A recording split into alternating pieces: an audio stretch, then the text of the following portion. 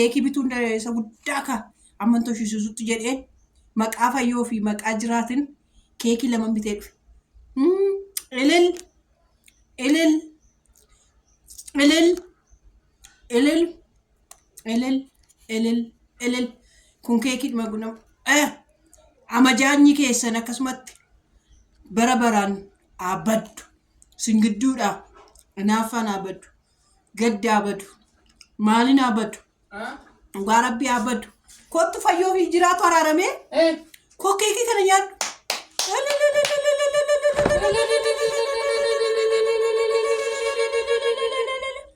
koy ganan ya kotu warada abbaane buyarra ultar karbutela nam bilbilaaf jedha ak maal jedheen immoo bilbila nan qaanaa jedha har'a kun gammade abboleessa faadhatu dhufe walitti araarse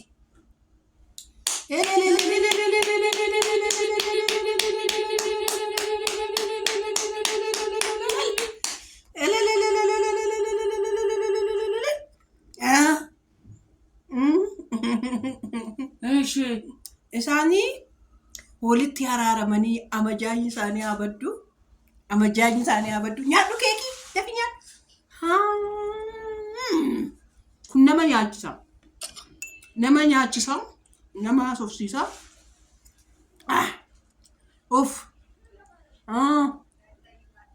nama ofii qalanii akkanasitti kaameraa keessa maa baataa kaameraan eesseera kunoo beessatti lilchiteere amma kaameraa irratti lilchitee seebar kaameraa lakkaatiin jaalatu budii eeganaan sii dhufa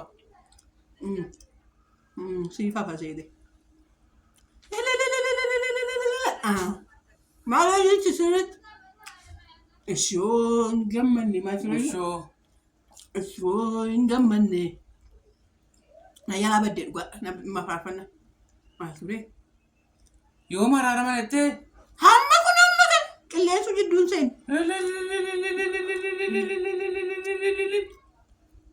essay amajaanyi keessan si jidduutti hin deebiin ameen abbaan eebbuu kaameraatti hin dhufu har'a kaameraatti dhufe fayyoon araaramanii inni ilchinaan durin bu'a maalan jedhaedha inni immoo qaama sadaffaa jidduu seenuun jaalatu gaa'ela sidduu nama qaama sadaffaa seenuun jaalatu kanuma jibba jiraatti bilbil gaafan jedhu bilbiluu jibba isaan walitti araaramuu qabu naan jedha in kadhataaf garuu jilbeeffate miti baay'ee kadhataaf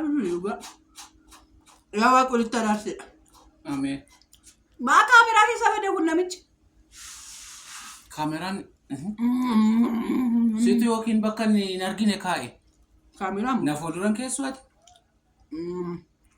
annaa yaa daawwattoota koo warra akka kootti gammaddan ililchaa fi isinis ilil jedhaan assay yaa haata akkasiis namaaf haa dhalattu bara dhibba beekiinis kabajami jiraa keenya kabajami bakka deemi anuyyuu nan haasaa badesi bakka mana erga ililchite inni insi kaameraa sodaata haadha eebbaatti faxaaxaa nan kaameraa keessa teessee nyaattu deemi mucaa koo fide ammas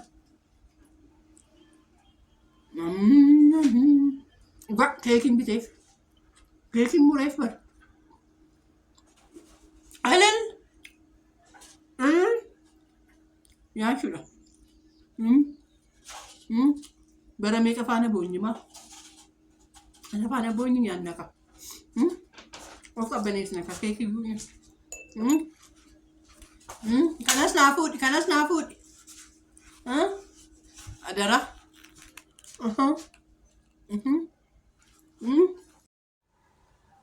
Reekee ol kaasii sheetan irratti lutoo dhugaa baanaa moo'ichi kan keeti nu geggeessi gooftaa amma daarii lafaa yeelan irratti tan irratti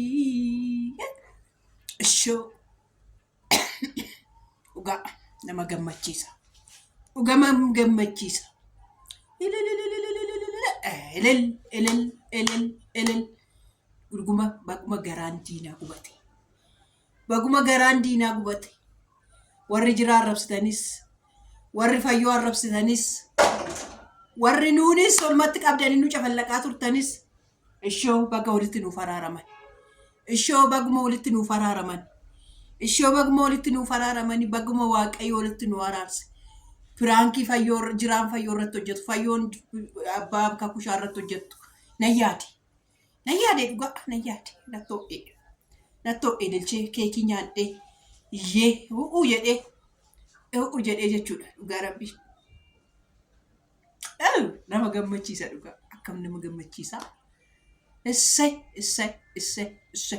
baga walitti nuuf araaramtanii baga walitti nuuf deebitanii yaa ijoollee keenyaa yaa qaqqaalota keenyaa yaa qastoota keenyaa warri komotaatarii keenyaas baga nuuf gammaddan baga nuuf ililchitan warri yuutuubaraas baga gammaddan baga ililchitan baga jettanii waaqayyoof galanni guddaan isaaf haa ta'u. Galanni isaa inni haa fudhatu. Inni haa fudhatu. Abbaa akkamii ta'e akka inni nutti agarsiisu qaama jechuudha. Ammadha miraafiin tokko jedhee jalqabe. Inni sun cufameera. Amma ka jiraan abbaa akkamiiti? Abbaa manaa akkamiiti? Abbaa biddeenii akkamiiti? Nama akkamiiti?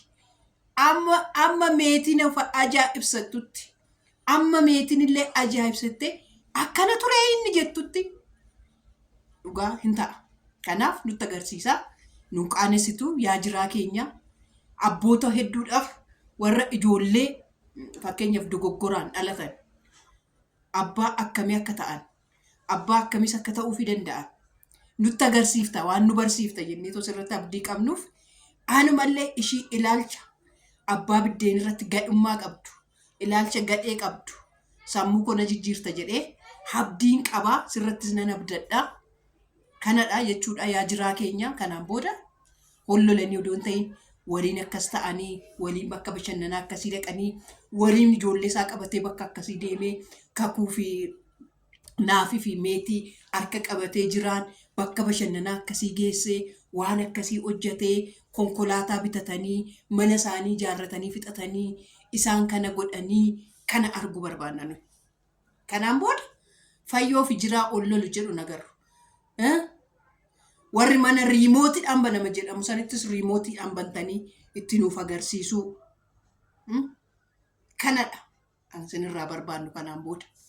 Kanaan booda lamma argitaniittu hammam amma namni isin jaalatu hammam amma namni diinnis immoo karaa banamaa argattee ittiin nama qortu. Kanaaf hoggaa wal loltanii hoggaa walitti dubbattanii namni abbaa manaa haadha gidduu namni gal haadha filmoo gidduu namni gal hin qaana.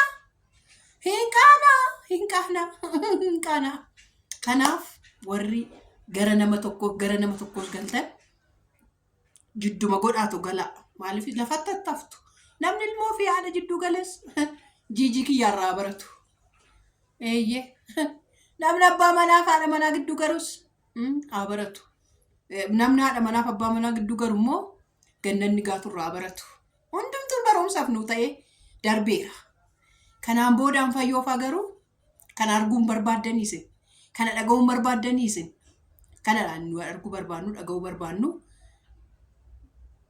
Maashaallah isiniin jenneerra guddaasaa ani isinii gammadeera dhugaa akkanan isinitti gammade waaqayyo isinitti haa gammadu waaqayyo isin keessatti haa dabalamu iji gurri duunaa duuduu hin dhaggeeffatiin lola keessan namni barbaadin seexanis barbaadee isiniin argatini gammachuudhaaf osoo hin dadhabeera.